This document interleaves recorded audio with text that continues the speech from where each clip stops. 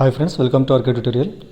ఈరోజు మనము ఏపీడిఎస్సి హెచ్జిటిలో వచ్చినటువంటి సైన్స్ బిట్స్కి మనము ఆన్సర్ చూద్దాం. మరి మొదటి క్వశ్చన్ ఏముందంటే గ్రీన్ హౌస్ వాయువులను గుర్తించండి. మనకి ఇచ్చినటువంటి ఆప్షన్లు ఏమన్నా ఇక్కడ మీథేను, నీటి ఆవిరి, నైట్రస్ ఆక్సైడ్, సల్ఫర్ ట్రయాక్సైడ్ అనమాట. మరి దీంట్లో ఆప్షన్ ఏమంటే ఇక్కడ దీనికి ఆన్సర్ 4th 1, 2, 3. సో ఏమి ఇచ్చినాడు ఇక్కడ? ఒకటోది అంటే మీథేను, రెండోది నీటి ఆవిరి, మూడోది నైట్రస్ ఆక్సైడ్. ఈ మూడు కూడా గ్రీన్ హౌస్ వాయువులకు ఉదాహరణలు అనమాట ఇవి. సో మీథేను, నీటి ఆవిరి, నైట్రస్ ఆక్సైడ్ ఈ మూడు కూడా గ్రీన్ హౌస్ వాయువులు. తర్వాత క్వశ్చన్ చూద్దాము. అవాయు శ్వాసక్రియ వీటిలో జరగవచ్చు అంటే వీటిలో అంటే మరి ఇచ్చినటువంటి ఆప్షన్లు ఏమన్నా ఇక్కడ ఈస్టు, కండరాలు, బ్యాక్టీరియా, అమీబా. ఈ 4 ఆప్షన్లలో మరి ఫస్ట్ ఏమైనా 1, 2, 3 అనమాట. కాబట్టి అవాయు శ్వాసక్రియ ఈస్టు, కండరాలు, బ్యాక్టీరియాలో జరుగుతుంది. ఈస్టులోను, కండరాల్లోనూ, అదేవిధంగా బ్యాక్టీరియాలోను అవాయు శ్వాసక్రియ జరుగుతుంది. తర్వాత క్వశ్చన్ చూద్దాము. పిండి పదార్థాలు మరియు ప్రోటీన్ల జీర్ణక్రియ వరుసగా ఈ భాగాలలో ప్రారంభమవుతుంది. పిండి పదార్థాలు మరియు ప్రోటీన్ల జీర్ణక్రియ వరుసగా ఈ భాగాలలో ప్రారంభమవుతుంది. మనకి ఇచ్చిన ఆప్షన్లలో ఫస్ట్ ఆన్సర్ అనమాట. ఫస్ట్ ఇచ్చిన ఇక్కడ నోరు మరియు జీర్ణాశయంలో పిండి పదార్థాలు మరియు ప్రోటీన్ల యొక్క జీర్ణక్రియ వరుసగా ప్రారంభమవుతుందంటే ఇక్కడ పిండి పదార్థాలు నోటిలోను, అదేవిధంగా ప్రోటీన్ల జీర్ణక్రియ అనేటువంటిది జీర్ణాశయంలో ప్రారంభమవుతుంది. తర్వాత క్వశ్చన్ చూద్దాం. సరైన వాక్యాన్ని గుర్తించండి. ఇందులో 4th ఆప్షన్ మాత్రం సరైనది ఇక్కడ. మరి 4th ఏముంది? దారువు మరియు పోషక కణజాలాలు కలిసి ప్రసరణ కణజాలాన్ని ఏర్పరచును. ఇది సరైన వాక్యం అవుతుంది. మిగతా 1, 2, 3 కూడా సరికాని వాక్యాలు అనమాట ఇవి. తర్వాత క్వశ్చన్ చూద్దాం. హృదయ స్పందన మరియు రక్తంలో చక్కెర స్థాయి పెరుగుదలకు కరోనరీ ధమని మరియు కంటిపాప వ్యాకోచం కావడానికి కారణమైనటువంటి హార్మోను. హృదయ స్పందన మరియు రక్తంలో చక్కెర స్థాయి పెరుగుదలకు కరోనరీ ధమని మరియు కంటిపాప వ్యాకోచం కావడానికి కారణమైనటువంటి హార్మోన్ ఏదంటే దీనికి ఆన్సర్ సెకండ్ 1 అడ్రినలిన్ హార్మోన్ అనేటువంటిది హృదయ స్పందన, రక్తంలో చక్కెర స్థాయి పెరుగుదలకు కరోనరీ ధమని మరియు కంటిపాప వ్యాకోచం కావడానికి కారణమైనటువంటి హార్మోన్ అనమాట. దాని పేరే అడ్రినలిన్ హార్మోన్ అనేటువంటిది అనమాట. తర్వాత క్వశ్చన్ చూద్దాము. నెక్స్ట్ క్వశ్చన్, బ్యాక్టీరియా వల్ల కలిగేటువంటి వ్యాధిని గుర్తించండి. మరి దీనికి ఆప్షన్ ఇక్కడ థర్డ్ 1 ఇచ్చినట్టు టైఫాయిడ్ వ్యాధి. బ్యాక్టీరియా వల్ల కలిగేటువంటి వ్యాధి టైఫాయిడ్ వ్యాధి. తర్వాత క్వశ్చన్ చూద్దాము. చీమలలో ఉండేటువంటి ఆమ్లము మీకు తెలిసిందేది 4th 1 ఫార్మిక్ ఆమ్లము. చీమల్లో ఉండేటువంటి ఆమ్లం పేరు ఏమంటే ఫార్మిక్ ఆమ్లం అనమాట. తర్వాత క్వశ్చన్ చూద్దాము. క్రింది వాణిలో ఎడారి మొక్క అనుకూలనం కానిది. ఈ క్రింది వాణిలో ఎడారి మొక్క యొక్క అనుకూలనం కానిది ఏదన్నాడు ఇక్కడ. మరి దీనికి ఆన్సర్ థర్డ్ 1 వేర్లు నేలపై భాగంలో ఉండి బాష్పసేకం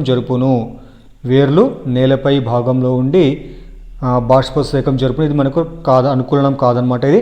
మరి ఎడారి మొక్క యొక్క అనుకూలనాలు ఇక్కడ ఏమున్నాయంటే ఫస్ట్ది, సెకండ్ది, 4th అనమాట. చూద్దాం ఒకసారి మనం. పత్రాలు ముళ్ళ వలె రూపాంతరం చెందుతాయి. ఇది సరైనదనమాట. ఇది కాండం దళసరి మైనపు పొరతో కప్పబడి ఉంటుంది.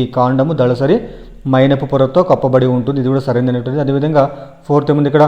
కాండము ఆకుపచ్చగా ఉండి కిరణజన సంయోగ క్రియను జరుపుతుంది. సో 1, 2, 4 ఈ 3 కూడా ఎడారి మొక్కకు సంబంధించినటువంటి సరైన అంశాలు అనమాట.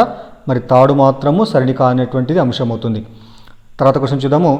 త్వచ జీవోత్పత్తిలో పాల్గొనే కణాంగం పేరు ఏమిటి ఇక్కడ? So first 1 అంతర్జీవ ద్రవ్యజాలము. త్వచ జీవోత్పత్తిలో పాల్గొనే కణాంగం పేరు అంతర్జీవ ద్రవ్యజాలం అనమాట. తర్వాత క్వశ్చన్ చూద్దాము. 1 నానో సెకను దేనికి సమానం అవుతుంది? దేనికి సమానం అవుతుందంటే అది థర్డ్ 1 ఇక్కడ. థర్డ్ ఏమిచ్చినాడు ఇక్కడ? 10 to the power of -9కు సమానం అవుతుంది. 1 nano second is equal to 10 to the power of -9 సెకండ్కు సమానం అవుతుంది. తర్వాత క్వశ్చన్ చూద్దాము. బంగాళదుంప గుండా విద్యుత్ను ప్రవహింపజేసినప్పుడు ధనధ్రువం వద్ద నీలి ఆకుపచ్చ మచ్చ ఏర్పడడానికి గల కారణము. బంగాళదుంప గుండా విద్యుత్ను ప్రవహింపజేసినప్పుడు ధనధ్రువం వద్ద నీలి ఆకుపచ్చ మచ్చ ఏర్పడడానికి కారణం ఏదంటే దీనికి సెకండ్ ఆప్షన్ అంటాము. విద్యుత్ యొక్క రసాయన ఫలితం వల్ల బంగాళదుంపలో ధనధ్రువం వద్ద విద్యుత్ ప్రవహింపజేసినప్పుడు ఆకుపచ్చ మచ్చ ఏర్పడడానికి కారణమవుతుంది అనమాట. సో సెకండ్ ఆప్షన్ ఇక్కడ ఆన్సర్. విద్యుత్ యొక్క రసాయన ఫలితం మూలంగా ఆకుపచ్చని మచ్చ ఏర్పడుతుంది బంగాళదుంప గుండా విద్యుత్ ప్రవహింపజేసినప్పుడు ధనధ్రువం వద్ద అనమాట. తర్వాత క్వశ్చన్ చూద్దాము. మీరు మీ చేతిని ఒక వెలుగుతున్న క్రొవ్వొత్తికి పక్క భాగంలో ఉంచిన క్రొవ్వొత్తి నుండి చేతికి ఉష్ణ ప్రసారం దీనివల్ల జరుగుతుంది. చూడండి ఇక్కడ, మీరు మీ చేతిని ఒక వెలుగుతున్నటువంటి క్రొవ్వొత్తికి ప్రక్క భాగంలో ఉంచిన క్రొవ్వొత్తి నుండి చేతికి ఉష్ణ ప్రసారం దీనివల్ల జరుగుతుంది. మీకు తెలిసింది మరి దీనికి ఆన్సర్ థర్డ్ వన్ కావడం జరుగుతుంది. ఉష్ణ వికిరణం వల్ల ఉష్ణం అనేటువంటిది ప్రసారం జరిగి మన చేతికి వేడి తగలం జరుగుతుందన్నమాట. తర్వాత క్వశ్చన్ చూద్దాము. కార్బన్ యొక్క స్వచ్ఛమైన రూపం ఏమంటే దీనికి ఆన్సర్ ఫోర్త్ వన్ కోక్ అనేటువంటిది కార్బన్ యొక్క స్వచ్ఛమైనటువంటి రూపం అన్నమాట. మరి నెక్స్ట్ క్వశ్చన్ చూద్దాము. ఈ రెండు గ్రహాల మధ్య అధిక భాగంలో గ్రహ శకలాలు ఉన్నాయి. ఈ రెండు గ్రహాల మధ్య అధిక సంఖ్యలో గ్రహ శకలాలు ఉన్నాయి. అంటే మరి ఆ రెండు గ్రహాలు ఏమంటే సో థర్డ్ వన్ బృహస్పతి తర్వాత కుజుడు మరియు బృహస్పతి, లేకపోతే అంగారకుడు తర్వాత గురుడు అనమాట. ఇట్లా థర్డ్ వన్ బృహస్పతి తర్వాత కుజుడు మధ్య అధిక సంఖ్యలో గ్రహ శకలాలు ఉండడం జరుగుతుంది. తర్వాత క్వశ్చన్ చూద్దాము. ప్రకటన ఏ కారణం ఆరిచినాడు ఇక్కడ. మరి చూద్దాం, ఇక్కడ మనము ప్రకటన ఏముందంటే ఆడవారి స్వర పౌనపుణ్యము మగవారి స్వర పౌనపుణ్యం కన్నా తక్కువ. మరి కారణం ఏమిచ్చినాడు ఇక్కడ, ఆరు అనేటువంటిది రీజన్. ఆడవారి స్వరతంత్రుల పొడవు మగవారి స్వరతంత్రుల పొడవు కన్నా తక్కువ. మరి దీనికి ఆన్సర్ ఏమంటే ఫోర్త్ వన్ ఏ సరైనది కాదు, కానీ ఆరు సరైనటువంటిది. సో ఏ రాంగ్ అంటే ఇక్కడ మరి ఆరేమో రీజన్ ఏమో కరెక్ట్ అనమాట. ఇక్కడ ఆడవారి స్వర పౌనపుణ్యము మగవారి స్వర పౌనపుణ్యం కంటే తక్కువ అనేది కానీ ఎక్కువ అనమాట. అది ఆడవారి స్వర పౌనపుణ్యము మగవారి స్వర పౌనపుణ్యం కంటే కూడా ఎక్కువ ఉంటుంది యాక్చువల్గా అయితే. తర్వాత దానికి రీజన్ ఏమంటే ఆడవారి స్వరతంత్రుల పొడవు మగవారి స్వరతంత్రుల పొడవు కన్నా తక్కువగా ఉంటాయి. So R correct, A wrong ఇక్కడ. మరి తర్వాత క్వశ్చన్ చూద్దాము. గ్రూపు మూలక కుటుంబానికి సంబంధించి సరైన సమాధానం గుర్తించండి. గ్రూపు మరియు మూలక కుటుంబానికి సంబంధించినటువంటి సరైన సమాధానం గుర్తించండి.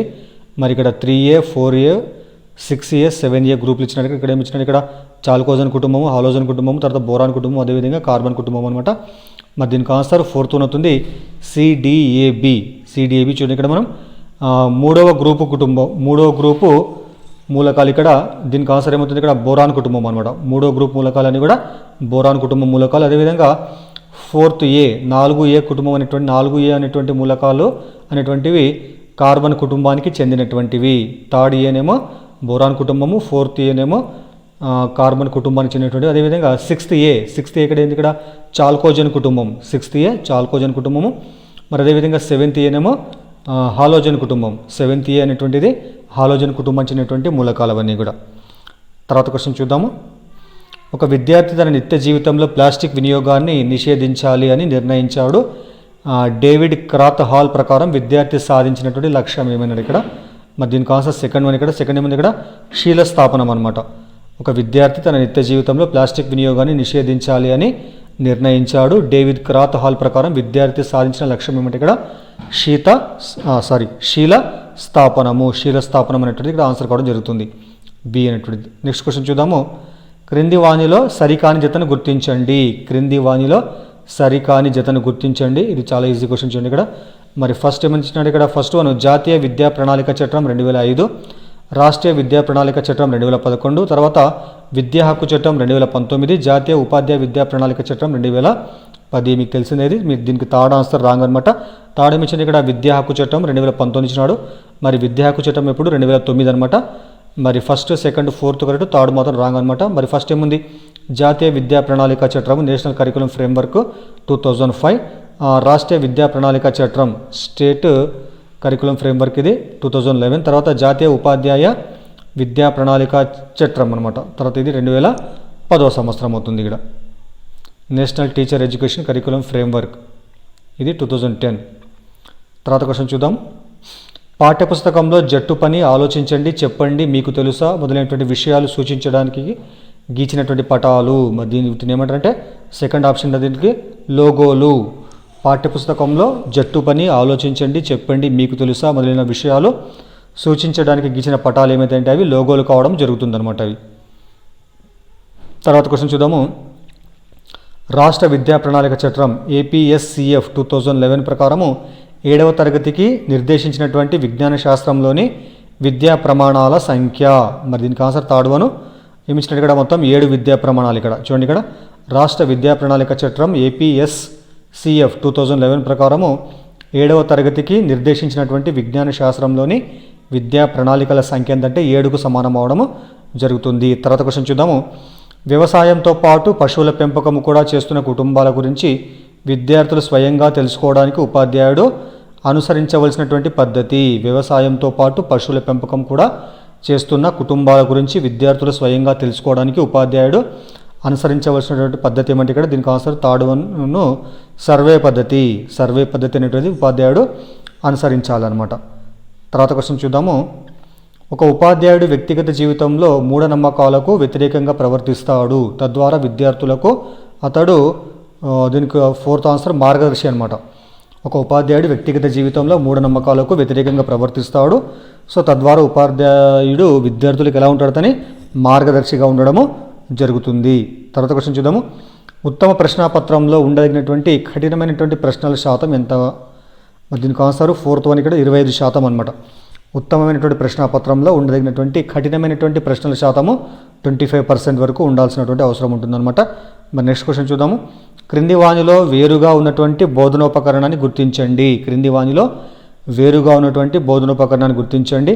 మరి ఇక్కడ ఏమిచ్చిన దీనికి వేరుగా ఏదుంటే ఇక్కడ హెర్బేరియం అనేటువంటిది ఇక్కడ వేరుగా ఉన్నటువంటి బోధనోపకరణం అనమాట. మరి మిగతా ఏమైనా ఇక్కడ యాక్వేరియము, వైవేరియము, టెర్రేరియం ఈ మూడు కూడా ఒకే రకమైనటువంటి బోధనోపకరణాలు. కానీ హెర్బేరియం ఇక్కడ ఈ మూడింటికి వ్యతిరేకమైనటువంటి లేదా డిఫరెంట్ ఉన్నటువంటి పరికరం అనమాట అది, లేకుంటే బోధనోపకరణం అది. సరే, ఇవి మనకు సైన్స్లో వచ్చినటువంటి బిట్స్ అనమాట. సో దయచేసి మీకు వీడియో కానీ ఉపయోగపడితే లైక్ చేయండి, అదేవిధంగా ఛానల్ సబ్స్క్రైబ్ చేయండి, మీ ఫ్రెండ్స్కు ఫ్యామిలీ మెంబర్స్ కూడా వీడియోని షేర్ చేయండి. Thank you.